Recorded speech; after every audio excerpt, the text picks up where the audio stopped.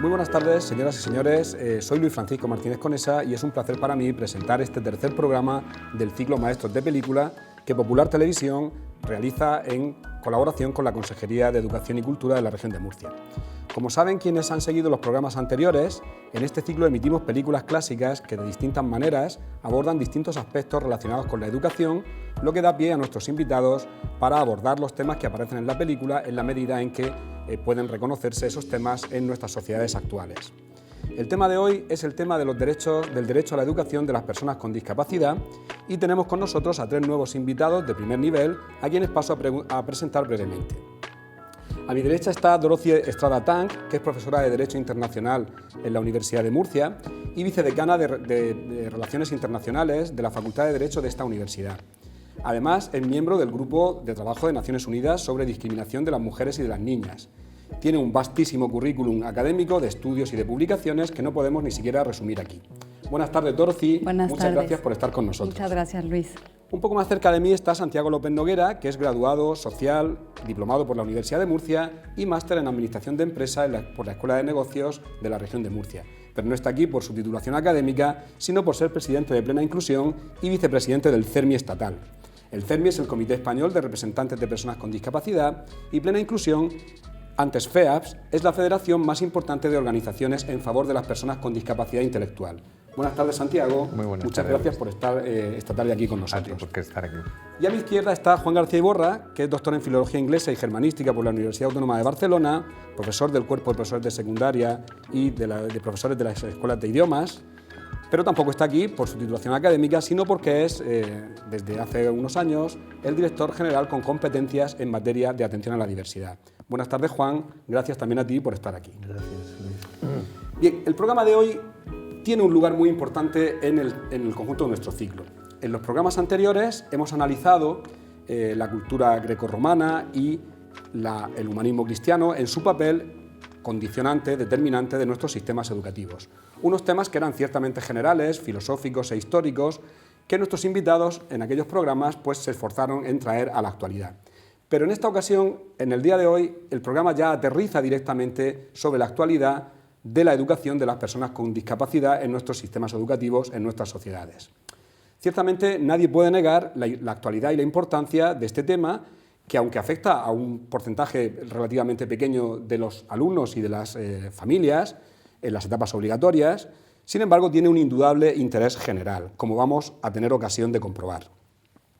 Venimos de etapas en la historia de la educación ciertamente oscuras, marcadas por la exclusión y la discriminación de las personas con discapacidad. Y aunque en las últimas décadas hemos avanzado mucho en este terreno, todavía queda mucho camino por recorrer. Nos hallamos, pues, en una etapa intermedia, en un momento de transición, en el que el derecho a la educación de las personas con discapacidad se ha situado en el centro de los debates educativos.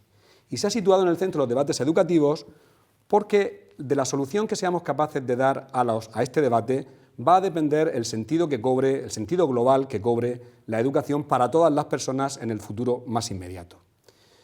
Bien, el programa de hoy no tiene como protagonista a un solo maestro de película, sino que tiene a dos maestros de película, la señorita Jan Hansen y el doctor Matthew Clark, que son respectivamente la maestra de música y el director de un centro público de educación especial en los Estados Unidos de América en la década de los años 60 del siglo pasado. Ambos representan una cierta dualidad entre el espíritu del amor y el espíritu de la disciplina y el esfuerzo, una dualidad que a mi juicio sigue presente en los docentes que con mayor o menor grado de especialización trabajan con alumnos con necesidades educativas especiales. Pero el problema de fondo o el trasfondo de esta dualidad está en el tipo de educación que garantiza a estas personas su autonomía y su dignidad, no solo dentro de la escuela, sino también fuera de ella, en el futuro de su integración en la sociedad, en una sociedad sometida a imperativos económicos, sociales y políticos que ponen a las personas con discapacidad en situación de desventaja y de dependencia. Bien, la película de hoy es Ángeles sin paraíso, de 1963, dirigida por John Cassavetes y protagonizada por Burt Lancaster en el papel del Dr. Clark, Judy Garland en el papel de la señorita Hansen, Bruce Ritchie en el papel del niño Ruben Widdicombe y Stephen Hill y Gina Rowlands en los papeles de los padres de Ruben. John Cassavetes es un director interesantísimo, pero poco conocido por el público en general, que dirigió cierta cantidad de películas, la mayoría de ellas independientes de los estudios de Hollywood, lo que le convirtió en pionero del cine independiente americano y le acercó al cine europeo. En su filmografía podemos destacar títulos como Shadows, Sombras, de 1959, Too Late Blues, de 1961, Faces, Rostros, de 1968, y sobre todo la película, probablemente la mejor película de su filmografía, Una mujer bajo la influencia, de 1974, por la que fueron nominados a los Oscars tanto él como director como su esposa Gina Rowlands como actriz. Muchas más películas que no podemos detenernos en enumerar hacen de la filmografía de John Cassavetes un exponente, digamos, de un cine comprometido, crítico, socialmente crítico, etc. Bien, Ángeles sin Paraíso cuenta la historia de Ruben Widdicombe, un niño con discapacidad intelectual y algunos rasgos autistas, que es confiado, por no decir abandonado, por sus padres en el internado de educación especial que dirige el Dr. Clark. Un internado al que llega la señorita Hansen buscando, de alguna manera, su realización personal y alguna forma de redención. Esta búsqueda le lleva a ocuparse con preferencia de Ruben, lo que suscita la protesta y la censura del Dr. Clark, especialmente cuando la maestra contacta con los padres de Ruben para que acudan con mayor frecuencia a visitar al niño. Esto va a provocar también una reacción en los padres que llevará al desenlace de la película, pero no vamos, desde luego, a destripar su argumento. Sí quiero señalar lo que a mi juicio constituye el interés principal de la película. Además de ese aparente conflicto entre los estilos pedagógicos de la maestra y del director de la escuela, la película muestra con gran realismo crítico la dificultad, la relativa incapacidad de las clases medias americanas de aquella época para asumir la discapacidad de sus hijos, así como la resistencia de los poderes públicos a la hora de sostener instituciones educativas que promuevan el desarrollo de las personas con discapacidad intelectual. No les cuento más, solo quiero añadir una cosa. La película destila una sensibilidad hacia la discapacidad que era poco frecuente en el cine de aquella época y que es muy próxima a nuestra sensibilidad actual. De manera que podemos decir que, más allá de su contexto histórico, esta película sigue hablándonos a nosotros y sigue hablando de nosotros, como decía el clásico acerca de la fábula. Las fábulas, en este caso esta película, habla acerca de nosotros. Quédense a verla, disfruten de ella y nos vemos después con nuestros invitados. Muchas gracias.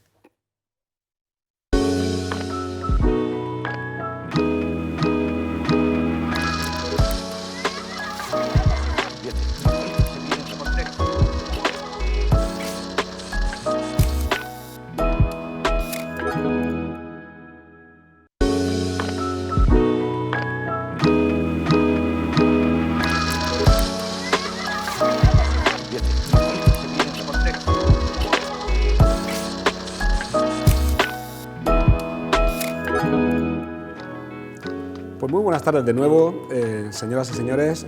Imagino que deben estar ustedes relativamente impresionados por la película, por esta excepcional película, que me consta que también a los invitados les ha parecido una película extraordinaria. Bien, vamos a ir abordando los temas que han ido apareciendo o que podemos detectar, podemos identificar en la película. El primer tema quizás sería el de la relación entre, quizás el tema más duro de la película, que es el tema de la relación entre la familia y el menor con discapacidad, que la película al principio lleva al límite de lo moralmente inaceptable, con ese abandono de Ruben en el centro de educación especial, para darle al final una solución un poco más esperanzadora con la aceptación de Ruben por parte de su padre. Aunque esta relación es sumamente compleja y es difícil hablar en términos generales y probablemente no haya un patrón común a todas las familias, quizá podamos iluminar esta relación desde distintos puntos de vista. Santiago, en la película está completamente ausente el tejido asociativo de las personas y de las familias de personas con discapacidad. Probablemente esta ausencia refleja lo que era la situación en los Estados Unidos en aquella época. Pero todos sabemos que las asociaciones lleváis décadas desempeñando un papel y un apoyo fundamentales desde un punto de vista material, pero también desde un punto de vista psicosocial, emocional, para las familias y para estas personas. De tal manera que no se entendería la situación actual, ni siquiera desde un punto de vista jurídico, del derecho de las personas con discapacidad a la educación, no se entendería sin comprender el papel que habéis desempeñado en todo este tiempo las personas que sostenéis estas asociaciones. ¿Cuál es, a tu juicio, el principal valor que representáis para las personas con discapacidad y para sus familias? Muy bien, Luis. Lo primero, saludar a mis compañeros de mesa, tanto a Dorothy como a Juan. Y permíteme lo primero que diga que me ha encantado la película, sinceramente, me ha gustado mucho la película. Hay que agradecerte a ti como guionista y director de este programa la elección, porque yo creo que ha sido un éxito, has dado en el clavo con esta película. Incluso desde el punto de vista artístico, porque desde el punto de vista cinematográfico a mí la película me ha gustado mucho, esa dualidad, cómo trabajan, con qué sinceridad se hablan el uno con el otro, que quizás no estamos tan acostumbrados. Evidentemente estamos hablando de un contexto muy diferente al actual. Estamos hablando de una América, de una España incluso de hace 60 años, donde el tejido asociativo estaba incipiente, estaba empezando a formarse, todavía no estaba en marcha. Ya existía la gran entidad de la discapacidad americana y la nuestra prácticamente en esa época estaba empezando también a ponerse en marcha.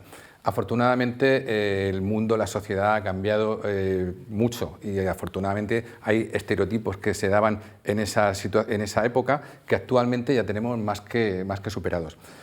Pero bueno, sí que es cierto que se utilizan términos como retrasado, que quizás sea una mala traducción del inglés del término retard, que es el que se utiliza ayer y que aquí vino a utilizarse mucho, retrasado mental, subnormal.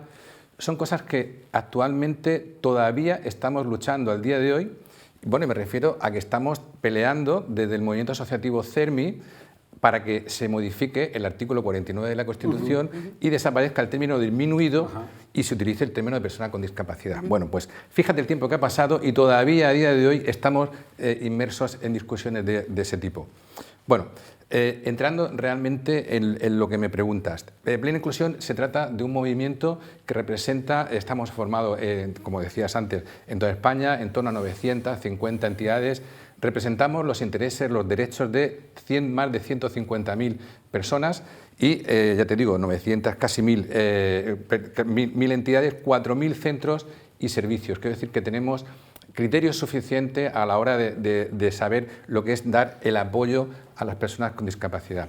Yo, evidentemente, no vengo aquí ni por mi currículum, sino simplemente porque, sobre todo, en concepto de padre de persona con discapacidad intelectual.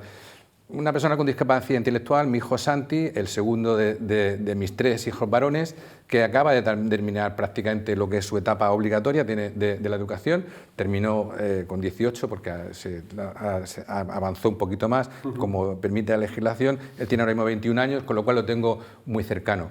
El movimiento asociativo de la discapacidad intelectual en España ha sido fundamental para generar el apoyo y la defensa de los derechos de las personas con discapacidad.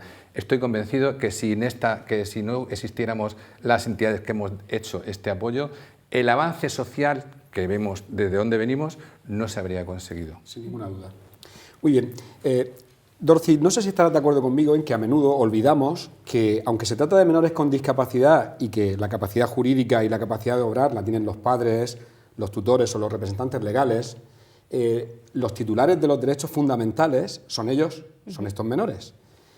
Y de hecho en nuestra Constitución no hay una presunción de incapacidad de obrar ius fundamental de estos menores y de las personas con discapacidad, sino que es el legislador el que ha de fijar las condiciones del ejercicio de sus derechos fundamentales, excluyéndolos del mismo solo cuando falte la madurez necesaria para su ejercicio autónomo. Además, la Oficina del Alto Comisionado de la ONU para los Derechos Humanos, que tú conoces perfectamente, viene proponiendo sustituir el modelo del heteroejercicio de los derechos fundamentales, es decir, del ejercicio por parte de otros, por un modelo de autoejercicio con apoyos. Es decir, de que sean las propias personas con discapacidad las que ejerzan sus derechos fundamentales, si bien en la medida que lo necesiten, con apoyos. ¿Qué implicaciones tiene este nuevo modelo para las familias, para las administraciones y para el resto de la sociedad? Gracias, Luis. Pues coincido contigo en que tiene implicaciones profundas y estas implicaciones quizás se traduzcan en un primer momento, pues precisamente en lo que decías del cambio de modelo, ¿no? Y ese cambio de modelo tiene que bajar a la sociedad, pero no es solo una cuestión, digamos que impositiva de arriba hacia abajo, sino que uniendo con lo que decía Santiago antes, es algo que ese modelo tiene que ver con la construcción por las propias organizaciones de la sociedad civil. O sea, hubo un movimiento global a inicios de este siglo en todo el mundo, de organizaciones de la sociedad civil, de personas con discapacidad de todo el mundo, para contribuir a la negociación y a la adopción de la Convención de Naciones Unidas sobre los Derechos de las Personas con Discapacidad, que es pues uno de los 9 tratados internacionales en materia de derechos humanos, de los tratados núcleo, que viene a recoger algo que ya se dice en el derecho internacional de los derechos humanos, sobre todo desde el final de la Segunda Guerra Mundial, en el sentido de que todas las personas somos iguales en dignidad y todas las personas tenemos los mismos derechos y libertades fundamentales. Lo que pasa es que eso, en el desarrollo social y en la interacción social, no es tan fácil de llevar a cabo y de materializar en la vida diaria para las personas y concretamente los niños y niñas con discapacidad.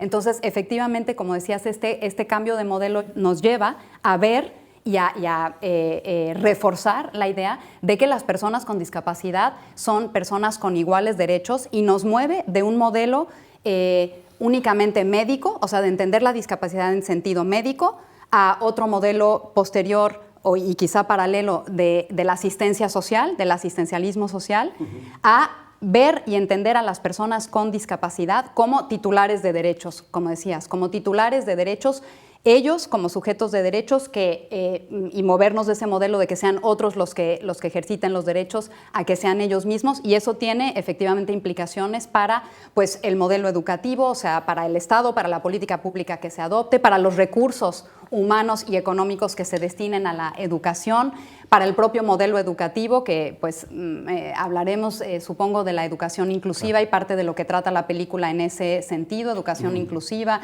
educación especial, las preguntas, los dilemas que surgen sobre eso.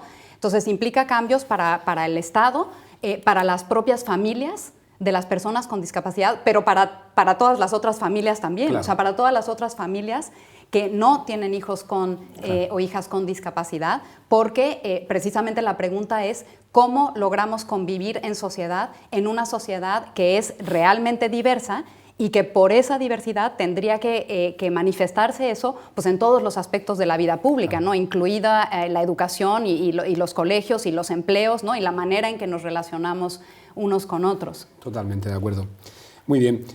Juan, hemos visto y estamos analizando que las creencias, las actitudes y los valores de las familias, en la película se ve claramente, son importantísimas para el ejercicio de los derechos de las personas con discapacidad y especialmente del derecho a la educación. Ahora, desde las administraciones públicas, ¿cómo se ve la relación con las familias? ¿Cómo es la relación entre los profesionales de la educación en los centros educativos y las familias? Y si crees que la atención que se da a los alumnos con necesidades educativas especiales está a la altura de las expectativas de las familias. Gracias, Luis. Vamos a ver, lo que planteas al principio puede parecer sencillo, pero resulta bastante complejo, así para responder en pocos minutos. Pero en cualquier caso, en la película hemos visto que en los miércoles, creo que era el día que se dedicaba a la familia, que es una cosa que puede parecer trivial en la película, pero las familias entran directamente en el centro. Se ve como aquellas familias que sí tienen una relación, digamos, de tiempo en el centro educativo, siguen más las pautas del doctor Clark, esta familia que tiene el chico ya mayor, es decir, pues le da sus consejos, es decir, hay todo era con muy pocas pinceladas, pero se ve claramente que hay una relación estrecha entre algunas de las familias, sobre todo las que llevan tiempo, y el doctor Clark, que focaliza prácticamente toda la relación con todos, ¿no? Se ve como otras familias, las que acaban de llegar al centro, algunas todavía sin aceptar que su hijo tiene una discapacidad, su hijo o hija, lo cual también es muy duro y nos sigue pasando. Prácticamente, en este tema en concreto que plantea, es súper actual. Ahora todavía no se hace en centros que digamos que una vez al año, lo de puertas abiertas y tal. Se ha canalizado, ¿no? Para la administración, los 2 pilares, hasta los 21 años, en este caso, que es el tiempo que están en los centros educativos, los 2 pilares son fundamentales. No podemos vivir, o no podemos educar, o no podemos llevar a cabo una educación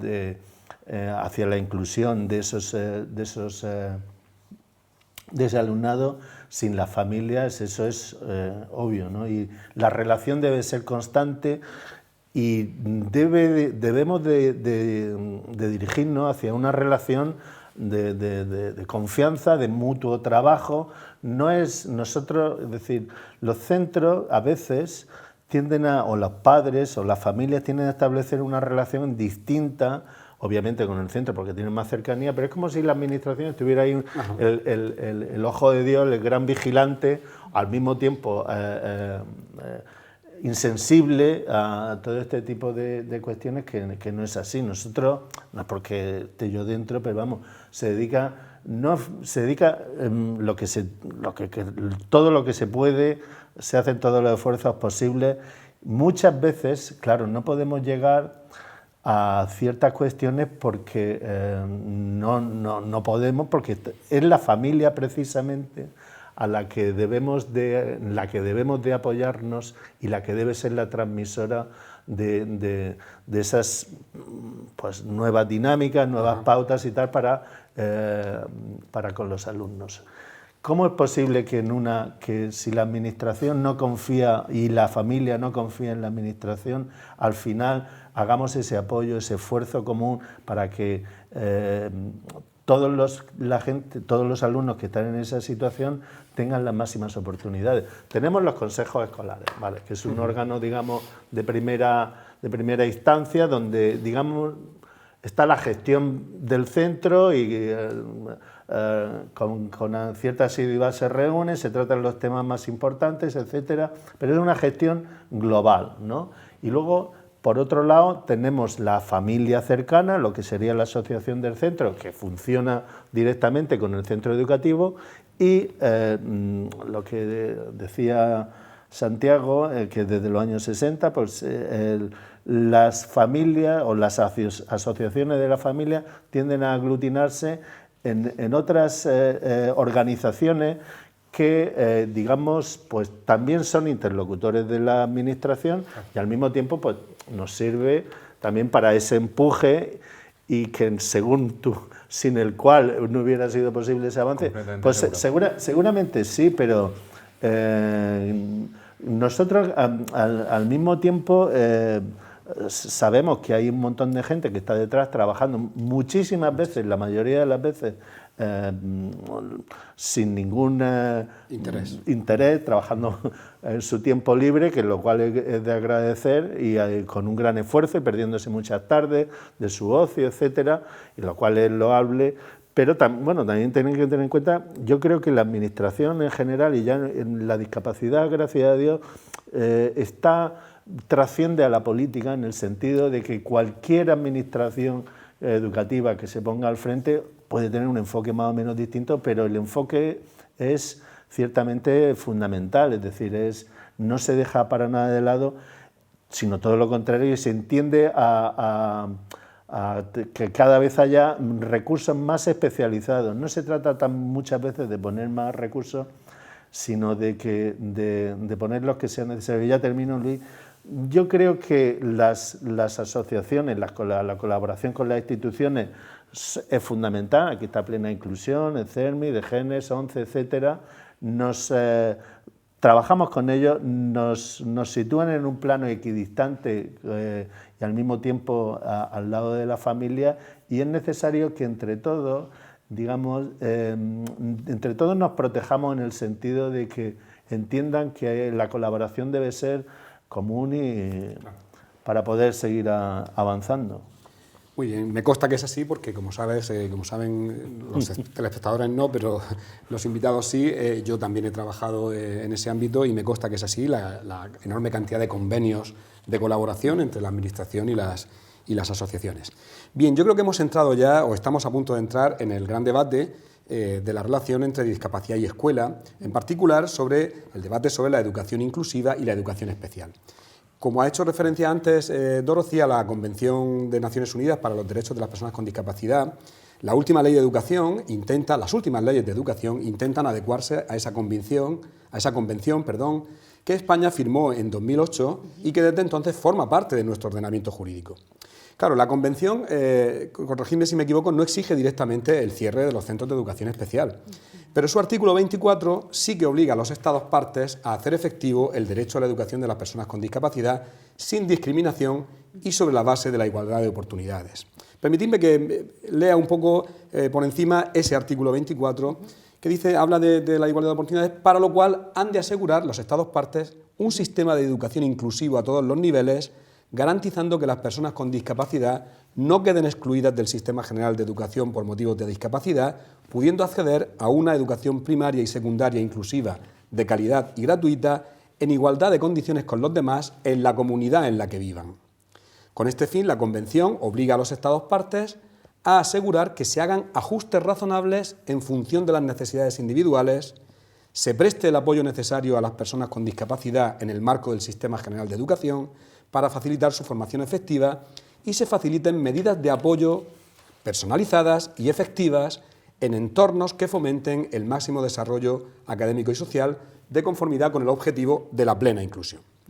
Claro, a la luz de este artículo y teniendo en cuenta que está incorporado a nuestro ordenamiento jurídico, pues no es de extrañar que cada vez más sentencias de los Tribunales Superiores de Justicia, del Tribunal Constitucional y del Tribunal Supremo, pues vengan dando la razón a aquellos padres que se niegan a escolarizar a sus hijos en modalidades distintas de la ordinaria, y estas sentencias vienen obligando a las administraciones educativas a hacer los ajustes razonables necesarios para que estos alumnos puedan acceder y permanecer en los centros educativos ordinarios y en el Sistema General de Educación.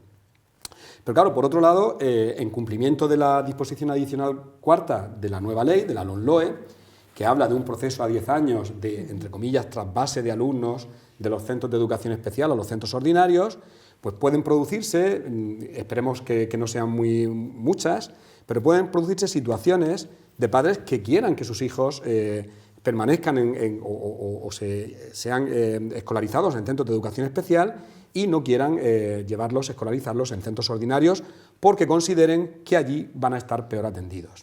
De hecho, hay un movimiento en defensa de la educación especial que va en esta línea. Claro, vamos a tener en este periodo transitorio estos dos tipos de situaciones, inevitablemente, ¿no? ¿Cómo podemos manejar esta dualidad de situaciones que creo que se van a producir durante esta transición? Aquí no tenemos por qué seguir orden. Pero en principio, bueno, por ejemplo, Santiago parece el más directamente interpelado y después Dorothy por el tema de la Convención. Como tú digas, Luis. Yo lo que pasa es que de todas formas, claro, es tan interesante en la película, y yendo a cosas que comentaba Juan y que también comentaba Dorothy, claro, viendo la película, y perdóname que me extienda mínimamente sobre esto, en la película se ven claramente reflejados como compartimentos estancos la familia, los profesionales y la administración, completamente estancos, salen en cualquier momento, en varios momentos, y se ve a cada uno de manera estanca porque prácticamente no hay relación entre ellos. Hay una visita de unos políticos que van a ver si es conveniente aportar dinero para financiar o no. Vale. Luego, esa relación entre... Esa es la parte fea, pero necesaria. Sí, bueno, ahora comentaremos. Es inevitable. Pero déjame, Juan, porque que al final quiero llegar a donde realmente confluimos todos. Fíjate. Por otro lado, tenemos también al doctor Clark, que entra también en contraposición muchas veces con las propias familias, donde dice, usted no se preocupe, que haga usted caso de lo que yo digo, porque yo soy el que sabe lo que hay que hacer con su hijo. Porque se entiende que la familia, el padre, la madre, no tienen esa capacidad suficiente como para saber dónde orientar. Sí, pero es que estamos hablando de un contexto de exclusión, que no es lo mismo que ahora. Sí, es cierto que hablamos de un contexto de hace mucho tiempo que no tiene nada que ver para eso. Pero fíjate, y a donde quiero llegar es a lo siguiente. Y luego, además, un paso más. En todo este tiempo, el movimiento asociativo familiar ha sido capaz de que confluya la administración con los profesionales para que generemos los recursos suficientes y generemos los apoyos necesarios para que la educación sea de manera efectiva para todo el ámbito de la población. Y eso creo que sí que ha sido un éxito de nuestro movimiento asociativo. Esos tres compartimentos estancos hacen que confluyan, hacen que la administración confluya con los profesionales a través de la familia. Y luego está el paso siguiente. El paso siguiente es ¿Qué opina, qué piensa la persona con discapacidad, qué piensa la persona con discapacidad intelectual? Puesto que en este caso estamos hablando de un centro de educación para personas con discapacidad intelectual. Pues ese es el siguiente paso. Yo creo que antes Dorothy también lo decía. El ver a la persona como sujeto portador de derechos. Y ahí es donde está la clave. Ese es el siguiente paso, en el derechos y de capacidad de obrar. Y de capacidad de obrar, efectivamente. Perdona que me haya extendido, pero es que me ha parecido muy interesante lo que comentabas. Si decía antes que yo como padre puedo hablar de la educación de mi hijo, que acaba de terminar, digamos, ese primer periodo, pues como confederación también puedo decir que nosotros gestionamos el 45% de los centros de educación especial de este país, con lo cual sabemos de qué va. Sabemos que este periodo transitorio evidentemente traerá cierto conflicto, pero desde luego, desde el movimiento asociativo de plena inclusión, desde el movimiento asociativo de la discapacidad, nunca vamos a enfrentarnos a lo que un padre, una madre o la persona con discapacidad, si ya tiene esa posibilidad de ejercer su derecho, propongan. No vamos a generar nosotros en ese sentido ningún conflicto. Sí que queremos, evidentemente, como decía Dorothy, que se lleve a cabo y que se ponga en marcha la Convención de Derechos de Personas con Discapacidad que tenemos adquirida dentro de nuestro ordenamiento jurídico. Eso está claro. Lo que sí que está claro es que con la educación inclusiva toda la sociedad gana. No solamente gana la persona con discapacidad intelectual, gana todo el alumnado que está conviviendo y compartiendo su vida con una persona con discapacidad intelectual. Yo esto lo viví de manera muy directa con mi hijo Santi cuando estaba, sobre todo en la etapa educativa, en la etapa a partir de los 6 años, prácticamente. Santi estaba dentro de un aula ordinaria, de hecho en algún momento nos propusieron que fuera a otro tipo de aula, nosotros entendimos que no y por consenso con los profesionales se mantuvo en el aula ordinaria durante todo el tiempo. Él aprendió a convivir con personas, con niños, con niñas de cualquier condición. Pero lo importante es que esas personas, esos niños, esas niñas, están aprendiendo lo que es una persona con discapacidad. Y cuando se encuentren en la calle con una persona con discapacidad, no van a tener ningún problema para relacionarse con ellos. El médico de dentro de 15 años, de 10 años, de 20 años, que haya convivido, el médico, el albañil, el maestro que haya convivido con una persona con discapacidad, al final está conviviendo con alguien que ha tratado durante toda su vida y no le va a parecer nada extraño. Por tanto, entiendo que ganamos todos. Muy bien, pues totalmente de acuerdo, Santiago, está claro. Dorothy, el aspecto jurídico del asunto en la convención está bastante claro, pero seguro que hay alguna apreciación que quieras hacer. Sí, no, pues estoy totalmente de acuerdo para empezar con lo que ha dicho Santiago en el sentido de los beneficios que implica la educación inclusiva tanto para niños y niñas con discapacidad como para niños y niñas sin discapacidad y para la sociedad en general, también para los padres y madres de esos niños y niñas que no crecimos con un modelo de educación inclusiva. O sea, si se sabe ya que como madres y padres aprendemos a través de los hijos en una situación así, pues yo creo que más aún por aprender a convivir con la diversidad, por aprender incluso de discapacidades que no conocíamos y de aprender de esas familias cómo enfrentan esa situación. Y creo que eso es a lo que jurídicamente tiende la convención, es decir, a tratar de cambiar conceptualmente el modelo, como decía antes, y que eso tenga un impacto social en los derechos de las personas en la vida diaria. Es decir, es verdad que es un modelo global, es verdad que tiene que adaptarse a las singularidades de cada localidad, de cada lugar, de cada país, pero sí es sintomático y sí es representativo que la convención ha sido ratificada por un enorme número de países, de los 193 países del mundo o que tienen representación plena en Naciones Unidas, más la Santa Sede y Palestina, pero en esta globalidad, como decía al inicio, son miles de organizaciones de la sociedad civil, de padres y madres y de personas en general con diferentes tipos de discapacidad, las discapacidades que se contemplan en la convención, física, mental, intelectual y sensorial, que se han unido para incluso en parte exigir de los estados. Es decir, es un proceso de elaboración de un tratado internacional muy distinto al proceso más clásico donde solo los estados intervienen, ¿no? Entonces, esa construcción social y el que todos se hayan podido poner de acuerdo, y los estados también, en que el modelo digamos, por así decirlo, correcto o deseable o el que mayor facilidad da para realizar los derechos de las personas es este de educación inclusiva, creo que nos debe indicar algo, ¿no? O sea, creo que nos debe indicar que este es el camino a seguir, tanto, ¿no?, por la metodología de elaboración como por la propia experiencia vivida de discriminación y de violación de los derechos de estas personas, ¿no? Entonces, pues lo que trata de hacer la Convención es de dar el modelo jurídico y también las herramientas jurídicas de también ir guiando a los estados de cómo hacerlo, de la mano de confederaciones, asociaciones de la sociedad civil, los profesionales, ¿no?, las familias y ese puente que se decía entre esos diferentes actores y por supuesto la administración, pero nos da ese modelo que además son obligaciones jurídicas, ¿no? Claro. O sea, que no solo es un modelo, sino que los estados tienen que cumplir. Claro. Es verdad que esas obligaciones y la manera de cumplirlas, por supuesto, deben de ser respetuosas de los padres y madres, de las familias y de los propios niños y niñas con discapacidad.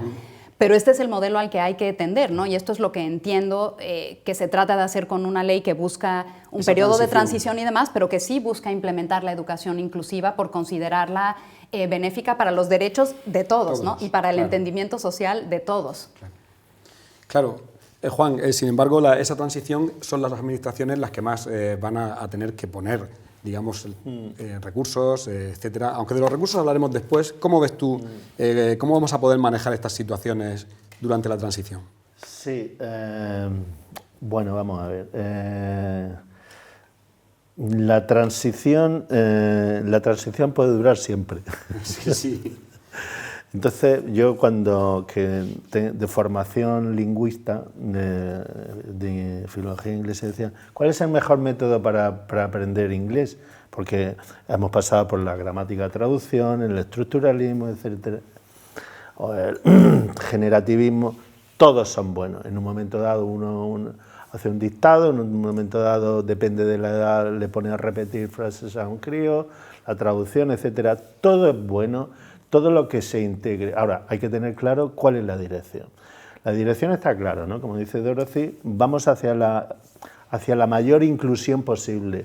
¿Tenemos margen? Sí, todavía hay margen, obviamente todavía hay margen y en eso estamos, pero todos los procesos tienen un cambio. Desde el punto de vista educativo, llevamos poco tiempo.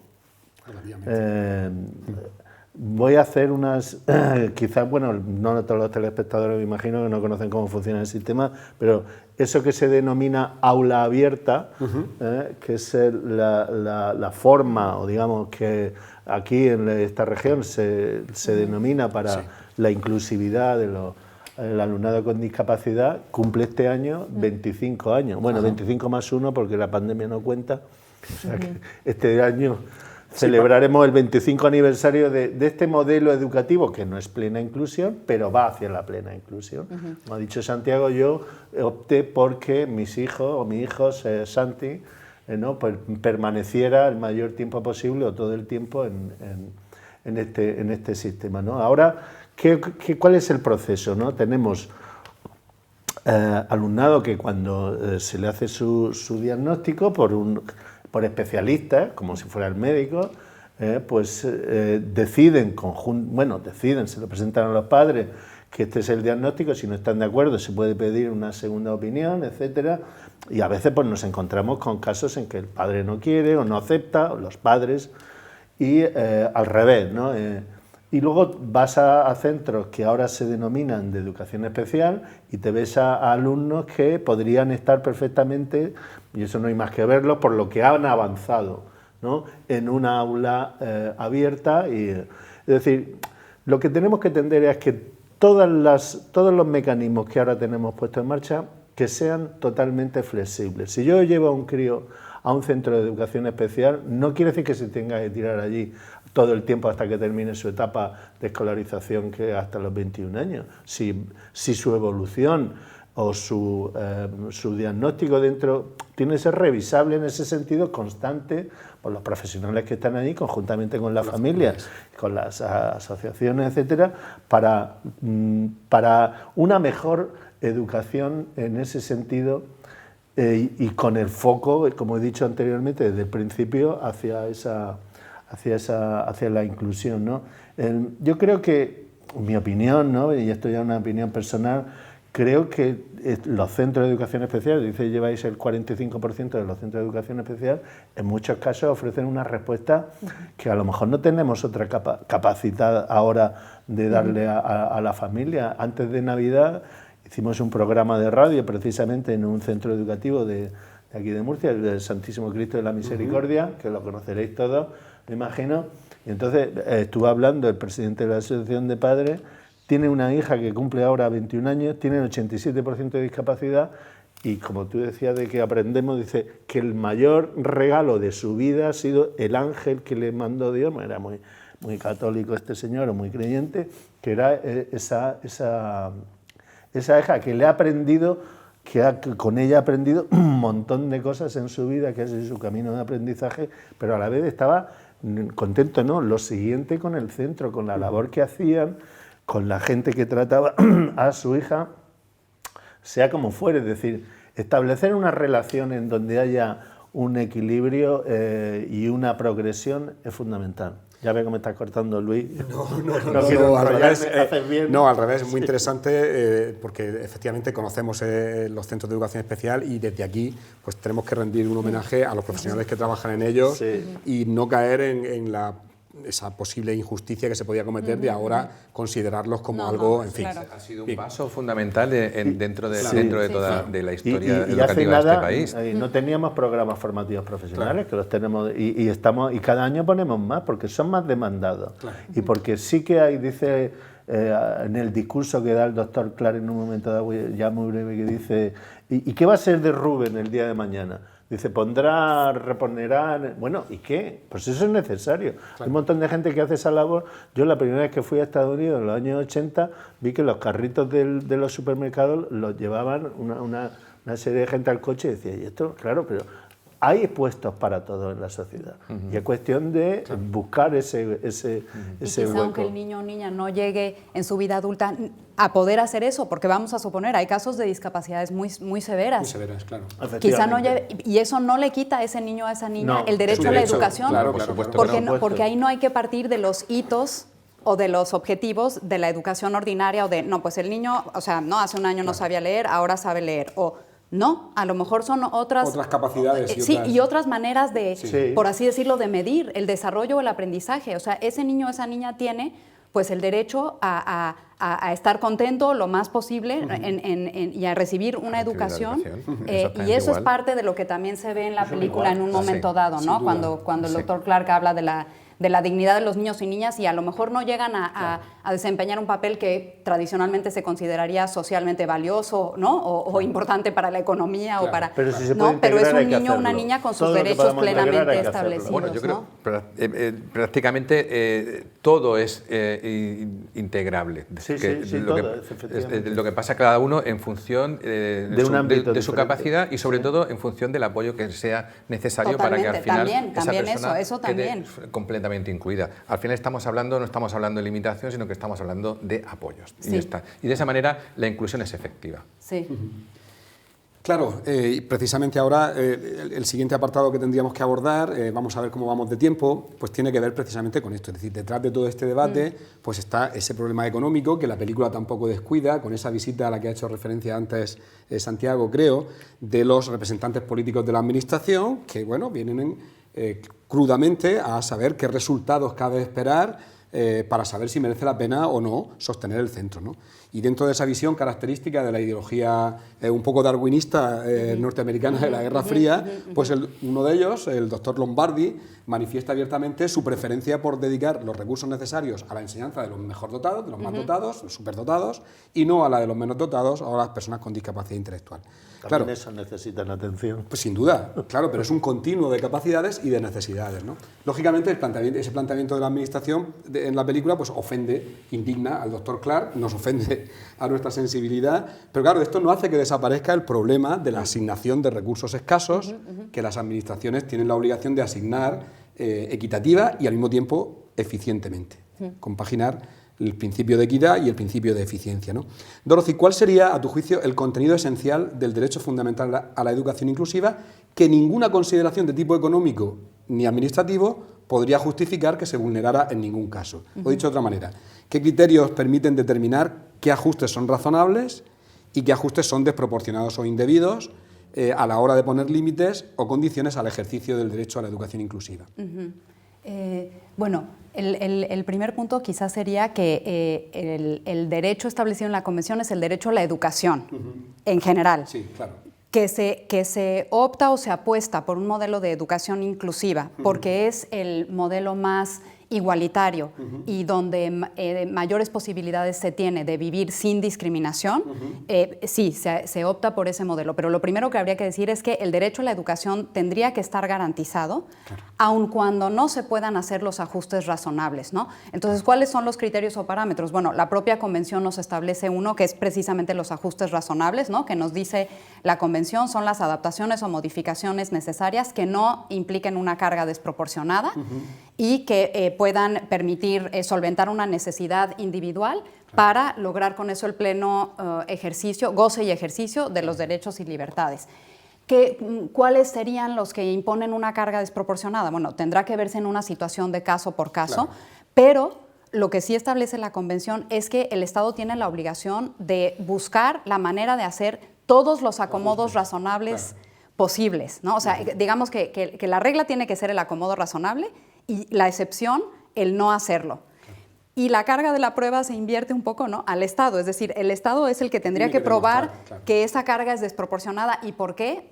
Compáramelo, dame datos. O sea, ¿cuánto gastarías en esto? ¿O qué te implicaría? ¿O cuántos especialistas necesitarías? ¿O se puede hacer con apoyo de las familias? ¿O hay asociaciones que te pueden apoyar? ¿O puedes echar mano de la empresa privada? O sea, hay muchos mecanismos y muchas metodologías de las que el Estado puede echar mano. Y si ya me compruebas que con absolutamente ninguna de estas se puede hacer el acomodo, ¿no?, en el colegio, en el centro educativo, bueno, pues entonces efectivamente pues no estarías incumpliendo la Convención si no haces el acomodo, pero la regla tiene que ser buscar el ajuste razonable, ¿no? Y en eso, bueno, ya no solo la Convención, sino todo el derecho internacional de los derechos humanos tiene muchos criterios que nos permiten, que nos dan parámetros de referencia. Por ejemplo, en materia de derechos económicos y sociales, ¿no?, está plenamente establecido que los estados no pueden gastar una cantidad desproporcionada en recursos militares, por ejemplo, y no en educación o en salud. Por ejemplo, ese es un criterio en general, más allá de personas con discapacidad. Claro. Entonces, también tenemos otras herramientas en todos los otros instrumentos que nos dan líneas, que nos ponen un semáforo un poco para ver si el Estado, y en este caso pues también los colegios ya aterrizados pues en cada comunidad autónoma, en cada municipio, claro, están haciendo lo correcto, ¿no? Entonces el contenido mínimo tendría que ser pues siempre buscar la igualdad, la no discriminación y también obviamente lo que sea mejor, como decía al inicio, para el derecho a la educación de ese niño o niña. Es decir, en diálogo con los padres, en lo que sea más respetuoso para esa familia y para la necesidad concreta del niño o niña, pero partiendo de esa idea general y de que eso es a lo que tenemos que tender. Claro. Santiago, indudablemente aquí se ve muy claramente la necesidad de que el movimiento asociativo ejerza su fuerza como grupo de presión, si lo queremos decir así, sobre los poderes públicos para hacer valer vuestras reivindicaciones. ¿Cuáles serían las reivindicaciones más importantes de plena inclusión en el terreno educativo?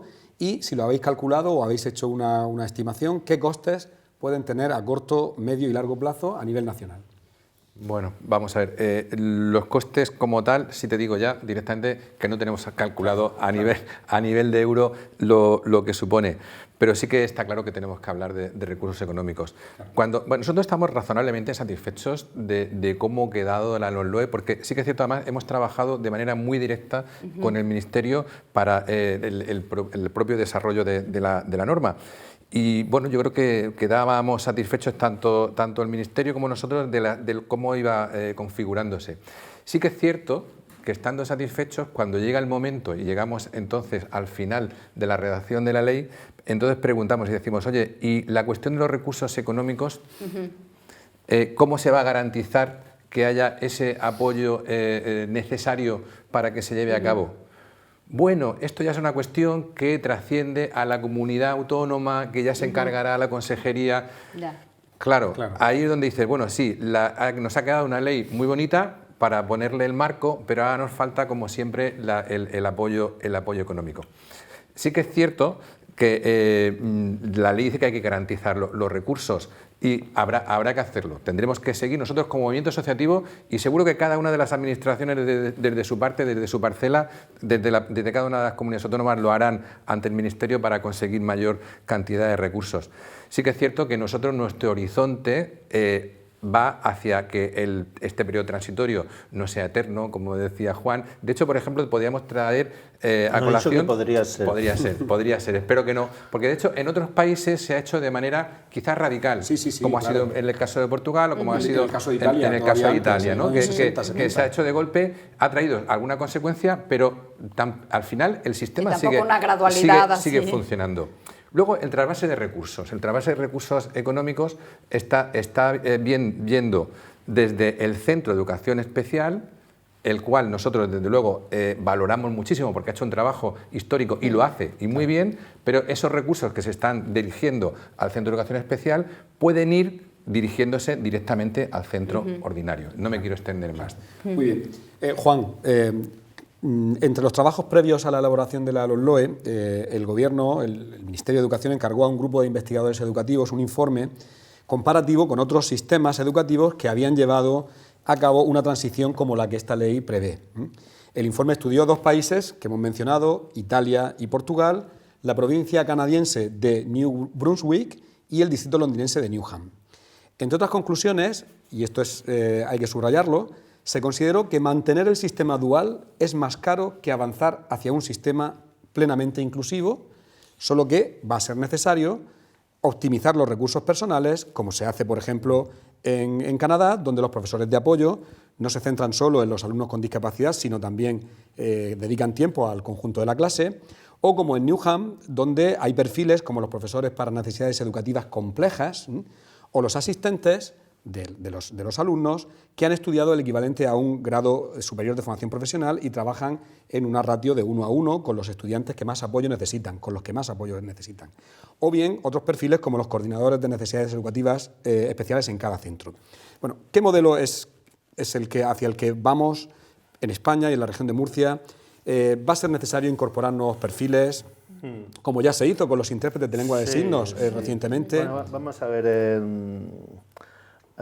si nos ponemos a analizarnos comparativamente Italia, Portugal con España o con cualquier otro país de la Unión Europea, vamos a ver muchas diferencias y unas cosas nos parecerán mejor que otras, eso está claro. Pero es más, que si te ves las 17 comunidades autónomas, vosotros que estáis en todas, pues seguramente veréis, y nosotros que analizamos constantemente y que tenemos relación con nuestros colegas de otras comunidades autónomas, pues vemos que, bueno, pues nosotros hemos ido el foco por allá, otro el foco por acá, o no el foco, sino al final el devenir de las cosas. No es tan sencillo como digo, cojo los recursos que están aquí y los pongo aquí, no. Cuando he dicho que la transición puede durar mucho tiempo, hay cosas que durante un cambio se ven como necesarias y no hay por qué quitarlas, es decir, a lo mejor el aula abierta no desaparece como tal, se reduce en el futuro porque hay más inclusión, entre comillas, de lo que puede ser el aula abierta, pero sigue estando. Es decir, creo que todo lo que vayamos aprendiendo e incorporando es nuevo. En cuanto a los recursos específicos, hombre, cuando se hace una ley en un parlamento, no le ponga un marco que queda muy bonita, estamos todos obligados a cumplirla. ¿Cómo la cumplimos? Ahí está el kit de la cuestión, donde ahí sí tenéis que, todo el mundo, tenéis que estar nosotros vigilantes de que se cumpla, de que esa garantía se haga efectiva, ¿no? En ese cómo, pero por supuesto que cualquier comunidad autónoma, nosotros pues estamos obligados a cumplir la ley y lo mejor es... Pero los recursos no vienen del Ministerio, los recursos vienen de los ciudadanos de la comunidad autónoma de la región de Murcia, en este caso que tiene competencias plenas, nunca mejor dicho, para gestionar y no podría ser de otra forma. Que hubiera sido deseable en este caso, como ha ocurrido otras veces cuando se hace una nueva ley orgánica, que hubiera venido acompañada de una memoria económica de los propios fondos del Estado, que por ejemplo se han dedicado ahora a otra cosa, pues hubiera sido bienvenido, como no. Si la educación en general, pues si ponen más recursos, pues cuanto más recursos pongan mejor, ¿no? En ese sentido. No creo que estén mal dotados. Quizás lo que haga falta es que seamos un poco más todos en ese sentido más flexibles. Hay personas, hay puestos, por así decirlo, hay perfiles que habría que flexibilizar porque estamos con un entorno muy específico que requiere de que todo el mundo ponga de su parte lo máximo. Es decir, entonces no podemos tener perfiles que no evolucionen, que cuando te pongas a mirar qué es lo que debe hacer en un centro educativo, pues esté, digamos, desfasado con la realidad actual, ¿no?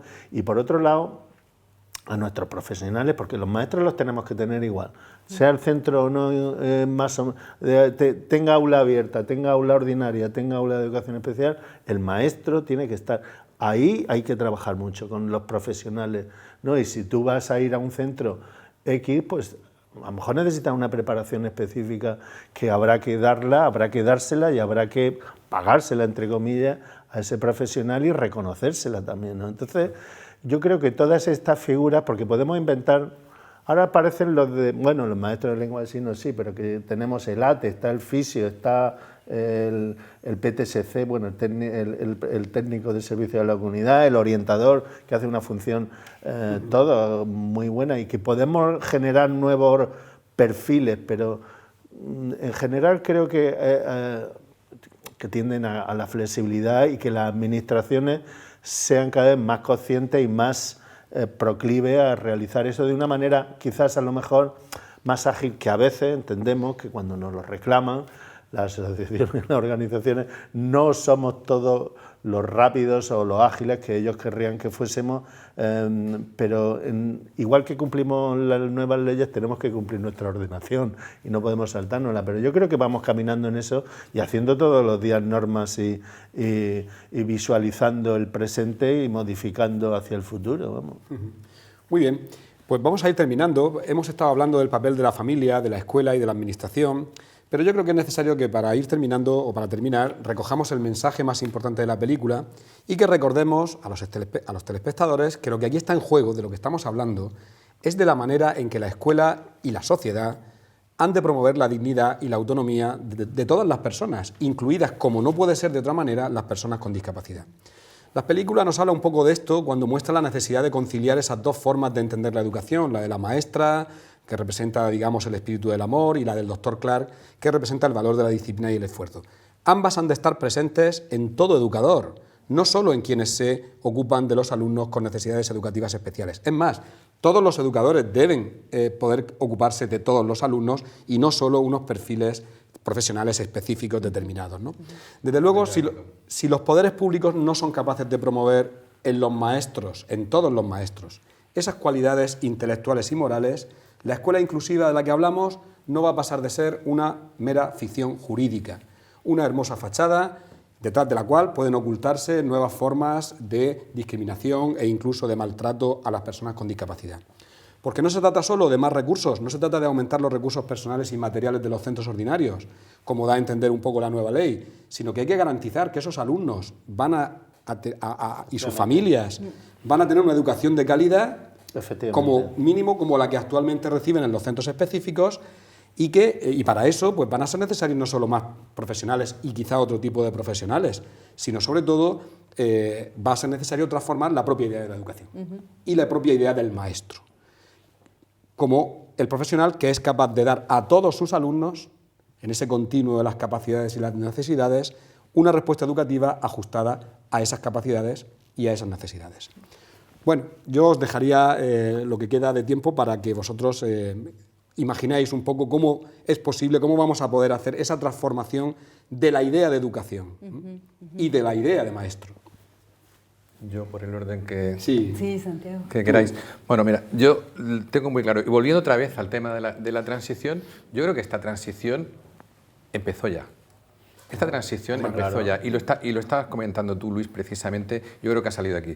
Esta transición empezó ya en el momento en que hay un cambio de mentalidad, hay un cambio de modelo, y yo aquí quiero, de verdad, romper una lanza en favor de toda la comunidad educativa, porque es cierto que están haciendo un trabajo espectacular, quizás con no todos los recursos suficientes, quizás con toda la plantilla suficiente, y están haciendo un esfuerzo ímprobo para que todas las personas tengan acceso a la educación que merecen, a la educación inclusiva, que estamos hablando de las personas con discapacidad, seguramente sin tener a lo mejor el perfil necesario o que se establece como necesario para atender a la persona con discapacidad, pero yo creo que los maestros y las maestras de nuestra región de Murcia, pero también de todo el país, están haciendo un gran papel. Y yo creo que esa transición empezó ahí. Ahora con esta nueva ley, con esta nueva orientación, damos un paso adelante y yo creo que el futuro pues lo tenemos ganado con bastante facilidad si seguimos con esa actitud. Muy bien. Sería bueno, Juan, y que termine Dorothy. Juan. Vamos a ver, yo creo, no es porque sea de aquí, pero claro, tengo que defender lo mío. Como dice, no vengo a hablar de mi libro, no. Pero bueno, en cualquier caso, datos, ¿no? Creo que porcentualmente tenemos más aulas abiertas que ninguna región de España. Somos pioneros en eso. Somos la tercera región que porcentualmente invierte. Tiene más recursos puestos en los centros. ¿Que hacen falta quizás más recursos específicos en algunas ocasiones? Sí. Que el problema aquí, muchas veces, ¿no? para cuando uno se enfrenta a esto, es que cuando te llaman de un centro con un crío, o para una cría, un alumno con un problema, ¿no? Y el centro tiene, ¿cuánto? 253 alumnos. Pero claro, ese es el que tiene el problema. Y ahí es donde va la sensibilidad, es decir,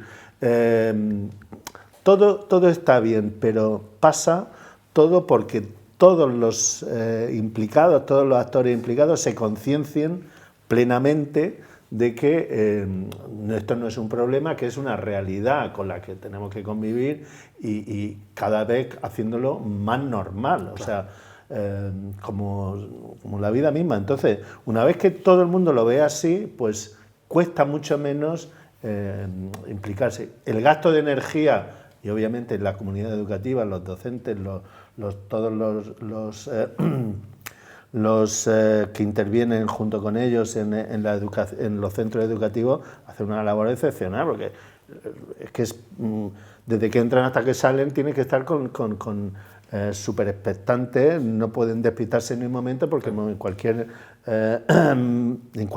puede pasar cualquier cosa, ¿no? Entonces, y su gasto energético, nosotros nos escriben cartas gente, evidentemente muchas veces es superior, y eso hay que reconocerlo, a que estar pues, en otra situación laboral, ¿no?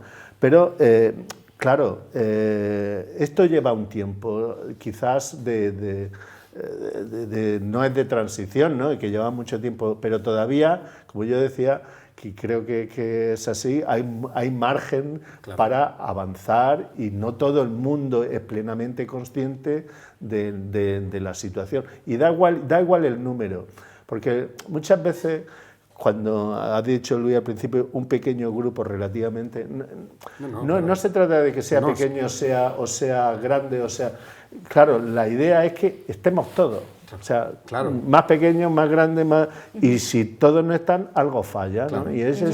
Y ahí también nos sirve a nosotros de espejo, a la propia administración, es decir, bueno, pues si este es el punto que no quiero que se me malinterprete, más débil, pues hay que ponerle... No es un punto más débil, quizás por las circunstancias en un momento determinado necesita más recursos humanos o más apoyo, y hay que prestarlo, pero yo creo que el camino es ese, no hay otro. Muy bien. Dorothy, terminas tú. Sí, precisamente la idea de entender a las personas con discapacidad como cualquier otra persona dotada de dignidad, nos lleva también a entender que la discapacidad, y un poco ya se decía, no es individual. O sea, la discapacidad es relacional, es social. O sea, es decir, si la persona, como se decía, puede o no hacer determinadas cosas, en parte por la discapacidad y en gran parte por la presencia o ausencia de apoyos. Entonces, si lo entendemos en ese sentido contextual y social, pues entendemos entonces la necesidad de la dotación de recursos, de la integralidad, de cómo cambiar la idea del maestro, ¿no? Lo que decías, y creo que eso hay que mantenerlo, y el cambio social y de conciencia ya se ha empezado a dar. Prueba de ello es la propia adopción de la Convención, una convención que hace décadas ni siquiera se contemplaba en el derecho internacional. Eso en 2006, España se adhiere en 2008, y como último dato, pues la Unión Europea se adhiere a la Convención. Es la única Convención de Derechos Humanos de la que es parte la Unión Europea como organización internacional. O sea, independientemente de la membresía de los estados individuales de los 27 estados miembros, como Unión Europea. O sea, que es una apuesta a los valores que representa y que contiene la Convención. Entonces, ese cambio de mentalidad que ya empezó y que hay que pues, aterrizar e ir viviendo y materializando en la práctica diaria, nos lleva a ver que la verdadera garantía de los derechos, de que se respeten y se cumplan mis derechos, es la conciencia del otro de sus obligaciones. Y si logramos ese diálogo, si logramos esa asimilación realmente interna de todos los actores involucrados, no veremos esa dotación de recursos como una carga económica, ¿no? O no veremos a los niños y niñas con discapacidad como una carga, sino como una inversión en un modelo donde efectivamente estemos todos y como decía Juan, si no está un niño o una niña, es que como sociedad estamos fallando. Y de ahí que el modelo de derechos sea pues, el que nos lleva a poder cumplir esto de la mejor manera. Pues yo creo, señoras y señores, que no teníamos mejor manera de terminar. Me quedo con la frase que ha subrayado Dorothy y que ha dicho Juan García Iborra: si alguno falta es que no lo estamos haciendo bien, es que algo falla. Nada más, nos despedimos, ha sido un placer, un verdadero placer tratar de este tema con vosotros. Me ha parecido, y a los espectadores seguro que también, muy enriquecedor, muy iluminador. Y bueno, simplemente quedamos emplazados para cuando sea el próximo programa, que no adelantamos ni destripamos nada antes. Y muy buenas tardes y hasta la próxima. Gracias.